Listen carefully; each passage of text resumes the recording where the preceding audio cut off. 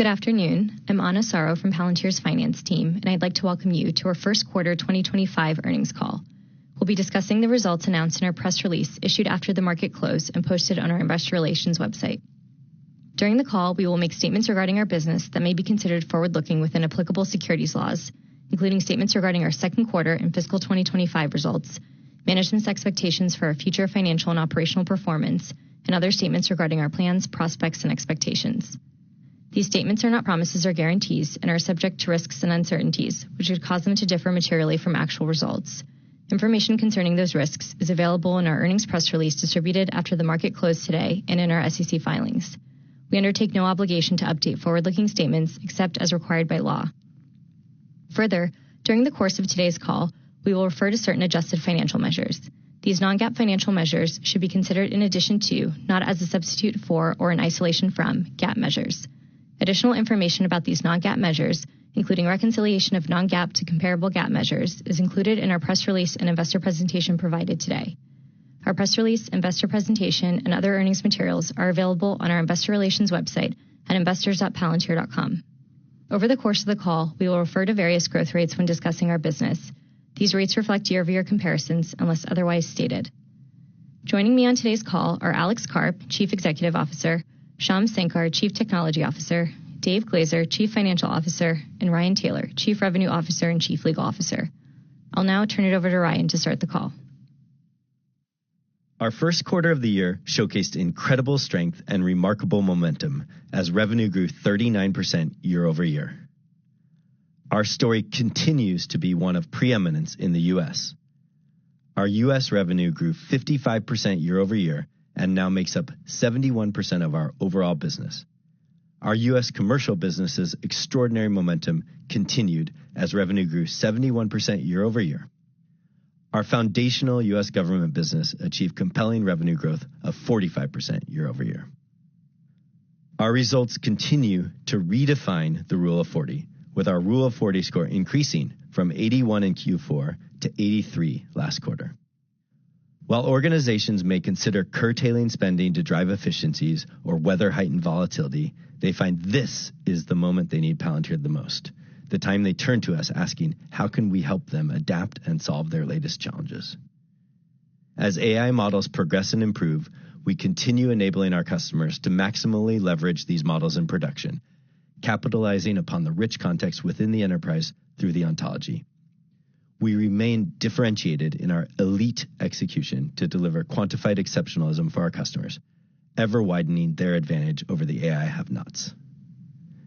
As a result, unrelenting demand for AIP continues to drive outperformance despite Q1 historically being our slowest quarter due to business seasonality. Our U.S. commercial revenue grew 19% sequentially to surpass the billion-dollar annual run rate for revenue in Q1. We closed $810 million in U.S. commercial TCV with a 239% year-over-year growth rate on dollar-weighted duration basis. And we closed twice as many deals of $1 million or more compared to the same time period a year ago. I feel the demand in the conversations I'm having with customers. On the ground, things are accelerating. Customers are getting started, then expanding in quick succession. A large healthcare company did a boot camp with us in December and 5 weeks later converted to a 5-year, $26 million ACV enterprise agreement. A global bank started a pilot with us in Q4 2024, signed a $2 million engagement a month later, then expanded to a 3-year, $19 million ACV engagement 4 months after that. A Fortune 500 healthcare company began working with us in Q2 2024 and last quarter signed a 5-year, $10 million ACV conversion deal. The pace and magnitude of these deals are being driven by the quantified exceptionalism our customers see from day one working with us. We continue to hear from customers that our software's impact is remarkably apparent. A Walgreens executive recently highlighted Foundry and AIP allowed them to deploy AI-powered end-to-end workflows in 4,000 stores within 8 months, automating what would have amounted to 384 billion decisions every day if relying on humans. AIG recently highlighted that they expect the end-to-end adoption of tech advancements leveraging Palantir will double their 5-year CAGR. They noted, quote, It's an unbelievable outcome in terms of what we get. You could give underwriters unlimited time, 2, 3, 4 weeks. They still can't get the amount of data that I can get within 2 to 3 hours through Palantir. We are partnering with R1 RCM to develop intelligent automation solutions to create faster, more precise healthcare reimbursement outcomes. Their executive noted, quote, "We believe there's a multi-$100 billion opportunity here industry-wide to put money back into the pockets of providers and physicians so they can better invest in patient outcomes." Our name is popping up across earnings calls around the world as companies like Citibank, BP, and L3Harris tout the ambition of their work with Palantir to their investors. Our U.S. government business continues to achieve impressive growth as we deliver towards the vital missions of the agencies we support. As the government focuses on efficiency, our commercially fielded, battle-hardened products stand alone. Last quarter, we closed deals expanding our work in the Department of Defense, including the critical impact we are delivering with Maven Smart System across the COCOMs and the services. The impact is far-reaching. Internationally, we closed a deal to provide Palantir Maven Smart System to NATO to deploy our AI Mission Command solution across its 32 member states. Historically, in periods of turmoil, organizations, both public and private, have turned to Palantir. With the proliferation of AI, you see an even wider gap between the winners and losers. The winners won't be determined by size, but by adaptability. Many organizations are having to reimagine how their business does and should work in the future, simply to survive. We are built to help companies embrace volatility. We expect more surprises, not less. And with the uncertainty ahead, we are more confident than ever in Palantir's ability to deliver tangible impact for our customers, to transform organizations with real workflows in production, and to help institutions adapt to survive. I'll now turn it over to Shyam. Thanks, Ryan. We've been consistently saying that even while the LLMs are improving, the models, across both closed and open source, they're becoming more similar, and that performance will converge, all while cost per token for inference continues to drop substantially. The market has been focused on AI supply, the models, while we have been focused on delivering on AI demand. It's now blindingly obvious to everyone after the first DeepSeek moment. Our foundational investments in ontology and infrastructure have positioned us to uniquely deliver on AI demand now and into the world ahead. AIP has entered the next phase of product development and adoption focused on enterprise autonomy. As I mentioned last call, the normative value of AI is the self-driving company. We're not talking about co-pilots that make you 50% more productive. We're talking about agents that make you 50 times more productive. AIP is increasingly owning the position of being the technology that translate the ever-expanding raw capability of LLMs into business outcomes through ontology. AIP is proving to be the best harness to build, test, evaluate, and deploy agents to eat the elephant of the enterprise. Everyday users are building their own agents to realize the potential of enterprise autonomy across both public and private sector. AI agents are operating as part of human AI teams, leveraging the mix of workflow applications for mammals and code-first approaches for AI agents, with ontology as that common intermediary representation of the state of the enterprise. Agents are having a transformative impact for our customers now, from targeting our enemies to targeting supply chain opportunities. You can hear more about these stories, not in our earnings call, but as Ryan mentioned in our customers' earnings calls. AIG, Citi, BP, L3Harris, Hertz all mentioned the transformative impact of AIP on their most recent calls. These agents represent AI users, the supply chain agent that works with your supply chain analysts, the intelligence AI agent that works with your human agents. AIP as a platform enables our customers to rapidly build and deploy AI agents that automate more and more of the enterprise in a continuous fashion. AIG announced the AI underwriting agent. AI agents are processing vast volumes of intelligence reports in the Department of Defense, finding things humans missed. AI agents are monitoring for sepsis at Tampa General. As Ryan mentioned, our U.S. business is on fire, and I want to again call out the continued strength with Warp Speed in particular, our modern American manufacturing operating system. Both the adoption and the rate of product development has exceeded expectations. These investments are powering America's reindustrialization, not only with new defense entrants, but also with traditional defense industrial players and the broader manufacturing industry. Turning to government, we delivered our first Titan vehicles to the U.S. Army in Q1. On time, on budget, the Army rated the Titan as a top-performing program. And everything about it is heretical, a military vehicle with a software company as the prime contractor. And it's built by a team of non-traditional defense innovators like Anduril. Maven Smart System adoption continues to grow, with usage doubling in the first 9 months of 2024 and doubling again in the 5 subsequent months. The rate of adoption has really accelerated as Maven scales across more combatant commands and through the services and into more and more use cases. You commonly hear combatant commanders reference Maven in their posture hearings to Congress now. And Maven has reached Europe, with NATO adopting the capabilities of Maven Smart System as its C2 operating system. Leadership at EUCOM said this platform, Maven, has become more than a common operating picture. It's a decision advantage environment that is rapidly transforming the command.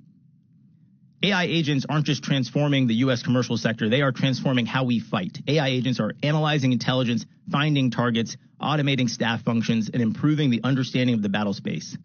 But we are just at the beginning. Our defense users are amongst the most creative and self-sufficient developers. Green Suiters developed the Hurricane Helene Rescue Common Operating Picture in 5 days. Next time, they will have AI agents do it for them in 5 minutes. With that, I'll turn it over to Dave to take us through the numbers. Thanks, Shyam. We had an exceptional first quarter. Revenue growth accelerated to 39% year over year, exceeding the high end of our prior guidance by nearly 350 basis points and representing a 1,800 basis point increase compared to the growth rate in Q1 of last year. We achieved another billion-dollar milestone this quarter by surpassing $1 billion annual run rate in our U.S. commercial business for the first time, which grew 71% year over year and 19% sequentially. On the back of this continued strength, we are raising our full year 2025 revenue guidance midpoint to $3.896 billion, representing a 36% year-over-year growth rate, and our U.S. commercial revenue guidance to an excess of $1.178 billion, representing a growth rate of at least 68%. The continued increase in demand for AIP drove the outperformance in our U.S. business overall in the first quarter, which grew 55% year-over-year and 13% sequentially, including our U.S. government business, which grew 45% year-over-year and 9% sequentially. We delivered these outstanding top-line results at an adjusted operating margin of 44%, representing an 800 basis point increase compared to the first quarter of last year. Our revenue and profitability drove a 2-point sequential increase to our Rule of 40 score from 81 in the fourth quarter of 2024 to 83 in the first quarter of 2025. We also had a strong cash flow quarter with adjusted free cash flow of $370 million, representing a margin of 42%. Turning to our global top-line results. First quarter revenue grew 39% year-over-year and 7% sequentially to $884 million. First quarter U.S. revenue grew 55% year-over-year and 13% sequentially to $628 million. Excluding the impact of revenue from strategic commercial contracts, first quarter revenue grew 44% year-over-year and 7% sequentially, and first quarter U.S. revenue grew 56% year-over-year and 14% sequentially.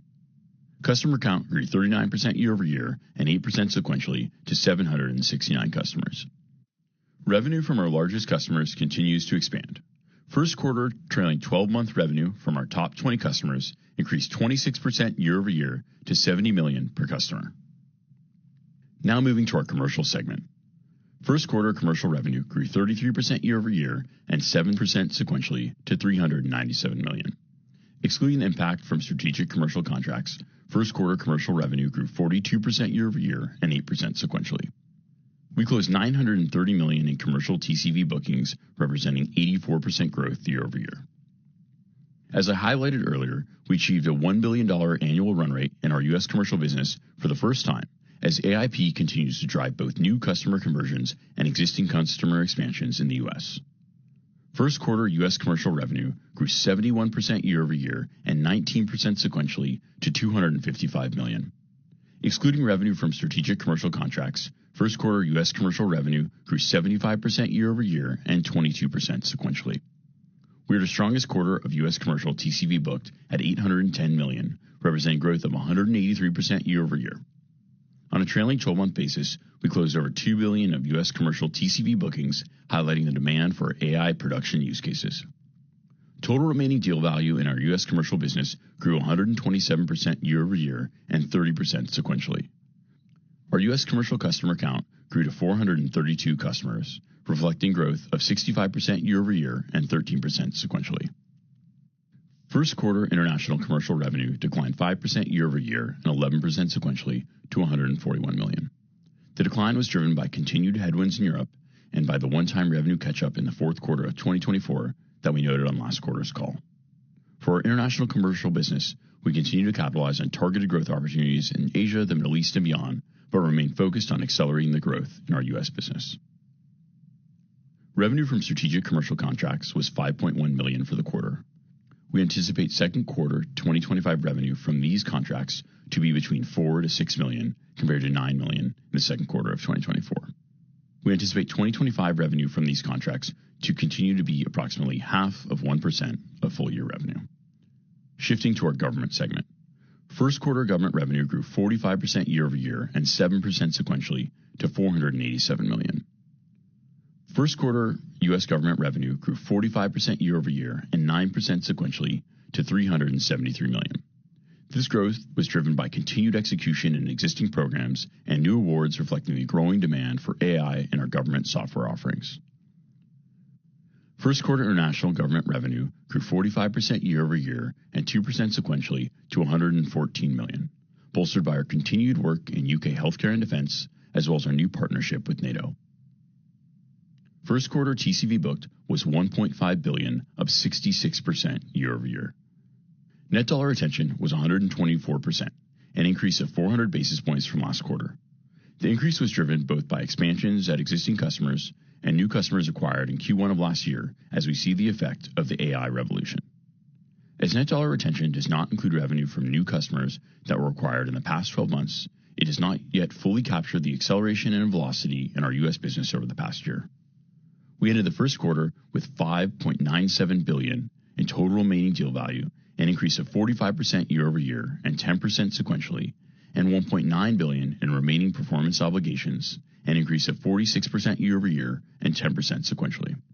As a reminder, RPO is primarily comprised of our commercial business, as it does not take into account contracts with an initial term of less than 12 months and contractual obligations that fall beyond termination for convenience clauses, both of which are common in most of our government business. Turning to margin and expense. Adjusted gross margin, which excludes stock-based compensation expense, was 82% for the quarter. Adjusted income from operations, which excludes stock-based compensation expense and related employer payroll taxes, was $391 million, representing adjusted operating margin of 44%. Q1 adjusted expense was $493 million, up 8% sequentially and 21% year-over-year, primarily driven by our continued investment in AIP and technical hiring. We continue to expect to see a more significant increase in expense in 2025 as we invest in the most elite technical talent, the product pipeline, and AI production use cases, all while delivering on our goals of sustained GAAP profitability. First quarter GAAP operating income was $176 million, representing a 20% margin. First quarter GAAP net income was $214 million, representing a 24% margin. First quarter stock-based compensation expense was $155 million, and employer-related equity tax expense was $59 million. First quarter GAAP earnings per share was 8 cents. First quarter adjusted earnings per share was 13 cents. Additionally, our combined revenue growth and adjusted operating margin accelerated to 83% in the first quarter, a 2-point increase to our Rule of 40 score from the prior quarter, and our 7th consecutive quarter of an expanding Rule of 40 score. With the increase in our 2025 revenue and adjusted operating income guidance, we are now guiding to a Rule of 40 score of 80 for the full year. Turning to our cash flow. In the first quarter, we generated $310 million in cash from operations and $370 million in adjusted free cash flow, representing margins of 35% and 42% respectively. Through the end of the first quarter, we repurchased approximately 2.3 million shares as part of our share repurchase program. As of the end of the quarter, we have $918 million remaining of the original authorization. We ended the quarter with $5.4 billion in cash, cash equivalents, and short-term U.S. Treasury securities. Now turning to our outlook. For Q2 2025, we expect revenue of between $934 and $938 million, adjusted income from operations of between $401 and $405 million. For full year 2025, we are raising our revenue guidance to between $3.89 and $3.902 billion, We are raising our U.S. commercial revenue guidance to in excess of $1.178 billion, representing a growth rate of at least 68%. We are raising our adjusted income from operations guidance to between $1.711 and $1.723 billion. We are raising our adjusted free cash flow guidance to between $1.6 and $1.8 billion, and we continue to expect GAAP operating income and net income in each quarter of this year. With that, I'll turn it over to Alex for a few remarks, and then Anna will kick off the Q&A. Welcome to our earnings adventure. Palantir is on fire. There's been a lot of discussions, basically, how we should talk about these numbers, and people admonishing me to be a little more modest. And we'll try. The reality of what's going on is that this is a unvarnished cacophony of the combination of 20 years of investment and a massive cultural shift in the U.S., which is generating numbers, again, 71% growth in U.S. commercial, 71%. We had journalists this morning that were asking me if it's a 7 handle. 71% growth. We had 45% growth in our U.S. government business. Every 3 days, you read a headline about how our commercial business would be in danger because of necessary pressure put on the system to root out fraud, waste, and abuse, and to pen test systems to see if they create more value or much more value or less value or no value in the U.S. government. We are seeing rapid expansion and very significant demand for Maven, both in America and outside of America, as all part of our core mission to provide an unfair advantage to the noble warriors of the West. We see an increased recognition that large language models were commodities, that the value of these commodities becomes only realizable in the context of our ontology on top of Foundry. As has been mentioned, the reindustrialization of America is happening in our software. The ability to reimagine your business in a volatile situation happens in our software. If you take the 90% of our business that is outside of Europe, which is going through very structural change and doesn't quite get AI, maybe in the near future will get AI, we are hoping and praying. That part of our business grew 49%. 49%. And we're doing this at a very significant scale. So we're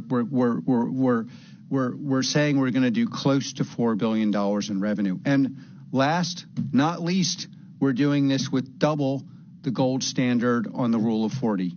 The Rule of 40 is a very important standard because it shows you the quality of your revenue and because it's hard to attain, especially if you have a Rule of 83. And you know what? One of the things that Palantir is doing is we want to bring our friends and our allies along with us on this winning ride. Those friends are largely in America, but also among allied countries. Those friends are inside Palantir, outside Palantir, and we are using ontology and AI or AIP to drive these successes. And I would say, well, profitability is apparently, unpopular. The numbers are driven by the fact that we are downstream from value creation. There's a consensus in the market that Palantir owns value creation. And what does that actually mean? It means that when you use our software, when you use AIP, you will get demonstrably more value than what you're paying for, and you will share some of that value with us. And then I would say also, culturally, we just don't see the resistance to the way we roll that we did in the past. We would show up in the past, the freak show, trying to get things to work, not with the wrong access to the wrong people at the wrong time. And that was by intent. And people were very uncomfortable at all levels of the enterprise working with us. And without going into specific names, because, these companies in many cases, are in the middle of transforming themselves, but I'm on the front line with everyone here, and it used to be 2 years ago that we might get a CEO, we might get a CIO, we might get someone in marketing, we might get someone who's willing to rebuild the business, but they had no power. Now we have the full stack engaged with us, inside government, outside government, on the most critical issues. And if you look at the math in terms of where the action is, our business is growing 49%, ex-continental Europe, 49%, rule of 83. We were the freak show. And we spent 20 years for this moment, and we plan to have nose to the grindstone, focus on taking the best talent inside Palantir, managing them, the best clients, and make sure our clients and our partners, especially in national security, but also with a pretty significant focus on the U.S., win in the way we're winning. And that's why you get these results. And we're going to just focus and focus and focus and focus on execution. And that's basically our plan for the rest of the year and into next year. And we're very, very optimistic about what's going on. And with that, we can kick it off to questions. Thanks, Alex. We'll now turn to a few questions from our shareholders before opening up the call. Our first question is from Gabriel, who asks, how does Palantir plan to sustain its competitive advantage in AI, particularly in light of growing competition? Thanks, Gabriel. Well, our advantage comes down to ontology. It's really an advantage on the AI demand side, and that has positioned AIP to be the platform that is able to capture the ever-expanding capability of the raw LLMs and turn that into business value. AIP is that tool factory and the point of control for the orchestration with these models and those tools. You can see this in the sharp opinionation that we've earned in the field with our customers and how to get to value in days or weeks. And most critically, you can see it in the insight that we have that to practically transform the enterprise, you actually need mixed human AI teams. And that is something that AIP is uniquely positioned for. Thank you, Shyam. We also received a few questions on this topic. How will the current U.S. administration's focus on reducing federal spend, as well as the February announcement of U.S. Department of Defense budget cuts, impact current contracts as well as future contract acquisition? Well, the first thing I'd say is, this is the right thing for the country. We have way too much spend on things that do not work. The government has started to resemble a finely marbled Wagyu. The fake projects that do not deliver and will never deliver crowd out and suffocate the things that could actually be excellent. And so we welcome DOGE. To me, these guys are heroes. They are world-class technologists that could be choosing to do anything, and instead they are choosing to do this. And we believe deeply in the actual value that our software is creating, both on an absolute basis and on a relative basis to the traditional labor-based cost-plus model that has failed to deliver for the American people. We often get variants of if the institutions are in pressure, either we go through a difficult time in America or there's DOGE, how will that affect your software sales, basically? And Palantir does exceptionally well when things are pen-tested. We like pressure on the system. We need pressure on the system. And then why is it better for America? Because that pen testing forces you to ask questions like, does the software work? How does it work? How does it manage ethical concerns? How does it manage data protection? How does it manage output? Without pressure on the system, one of the myths is that if you don't have pressure on the system, you just spend money, you somehow get a better system, both in terms of output and in terms of ethics. But actually, you get neither. And so in reality, we need pressure on the system. We need people to have to change. We need people to have to transform. This is why they put up with us. And once they see those results, they stick with us. Thank you both. Our next question is from Dan with Wedbush. Dan, please turn on your camera, and then you'll receive a prompt to unmute your line. Thanks, and another amazing quarter. So my question is, given what we're seeing in the government, isn't that another opportunity where you could actually gain more share of budgets as you go to more meritocracy? Palantir should actually gain more dollars within the budgets of DoD and a lot of other agencies. We're very optimistic about what we're going to do in the U.S., but the devil's in the details, and we're running this business for you, with you as owners, which means, it's like there's going to be maybe lumpiness, but we predict we're going to do very, very well. Basically, where you have pressure testing, you can assume AIP, AI, Foundry, Ontology, Apollo, and the Palantir culture itself. We are a warrior culture. That's why our whole culture is built around putting the exact right team and the exact right product at the final mile. And so where you have environments that are crucial and under pressure, you can expect, and where meritocracy happens. It's like, we need meritocracy. How do you get meritocracy? Well, there's lots of ways to get meritocracy. One way is because you're scared. And then you buy the best product, you install the best product, and then the part that's or correlated different than people think is you also get the best ethics, the best execution, and that, of course, and then you can ask a simple question. Why is this a moat?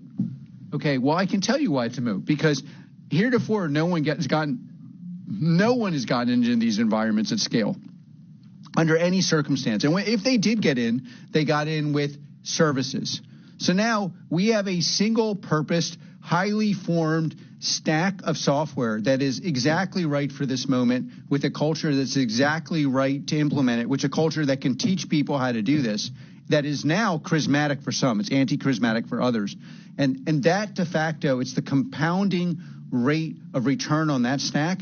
And to Shyam's opinion, the opinionation we have about how to do this, it essentially allows you to express your tribal knowledge of your enterprise in a way you could never do it before, on the terms of your enterprise, with unit economics that are heretofore impossible to do. And that's what's happening in this country, and really in 90% of our market, which explains the 49% growth and the rule of 83, despite what would be viewed on the outside as large ineptitudes in sales and go-to-market and how do we interact with people, and our opinionation, both on the outside, on the inside, and with the frontline customer, which is we're not agnostic to using our software as shelfware. We are not in the shelfware business, which is another reason why pressure in the government really helps us. We've never done shelfware. We don't do shelfware. We don't think our personality can afford shelfware. Thank you, Alex. Our next question is from Mariana with Bank of America. Mariana, please turn on your camera, and then you'll receive a prompt to unmute your line. Good afternoon, everyone. So I have two questions. First one is on the European defense buildup. You mentioned warp speed and how that has been successful here. Are you interested in applying that as these European countries build up their own defenses and catch up on industrial capabilities that have been underinvested for many, many years?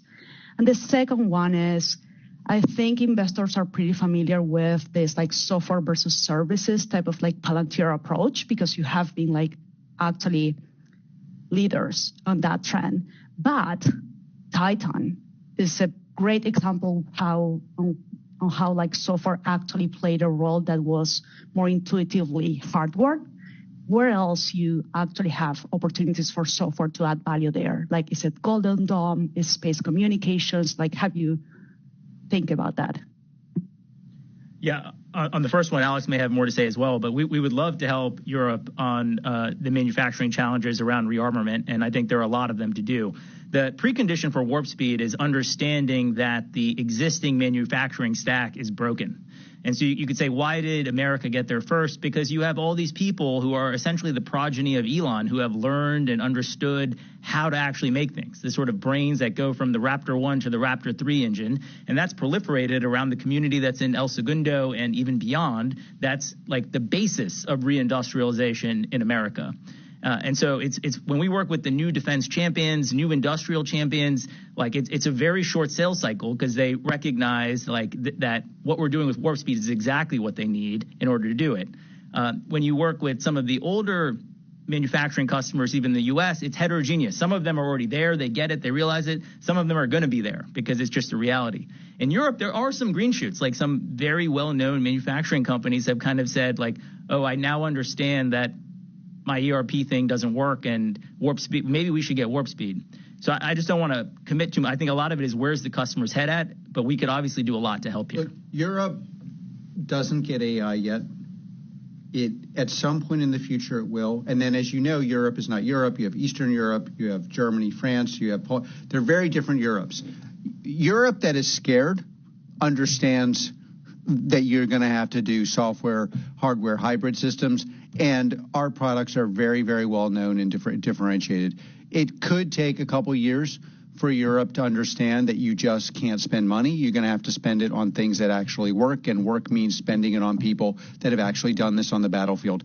I would say our plan is to continue to be roughly in the zone where 90% of our business is growing like it is now at 49% with this rule of 83, and somewhere in that range we guided to rule of 80, and that's going to be primarily driven by the U.S. I would say as a unknown variable, we're seeing very significant demand for our software, our government software, around the world outside of Europe. And those are early days, but the demand, the signal there is very strong.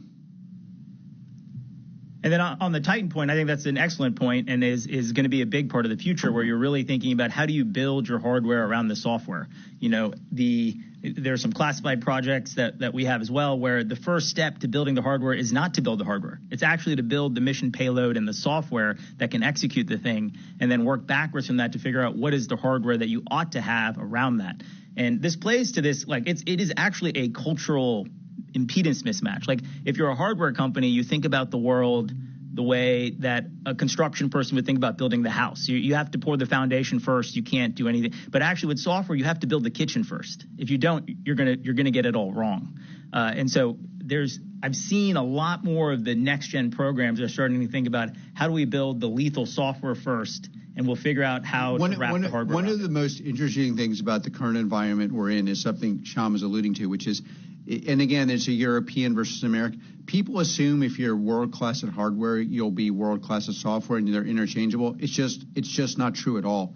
And like the skills and the taste you need to do software is a completely different thing. And America's unique advantage is hybrid software, hardware, software, and any program that's trying to outpace and beat our adversaries it basically is going to have to begin with a software first or software hardware hybrid program, because otherwise we're at a disadvantage. And also the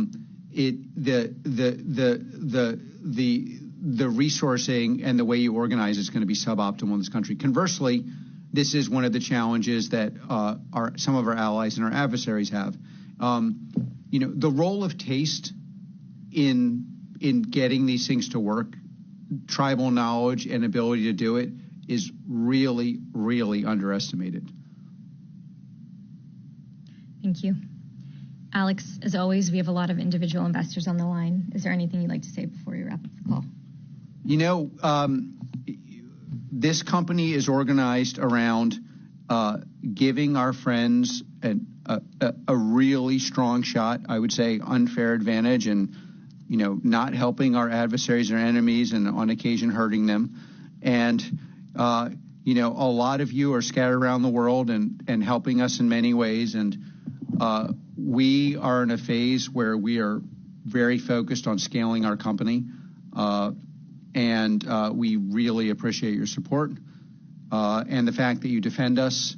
Our support of Western values is often under attack for somewhat idiotic reasons. Our belief that meritocracy will lead us to a better place, that competence is better than incompetence, that competence includes ethics, and the results, the fruits of those labors are here today, but none of that would have been possible without your support. So thank you. Thank you. That concludes Q&A for today's call.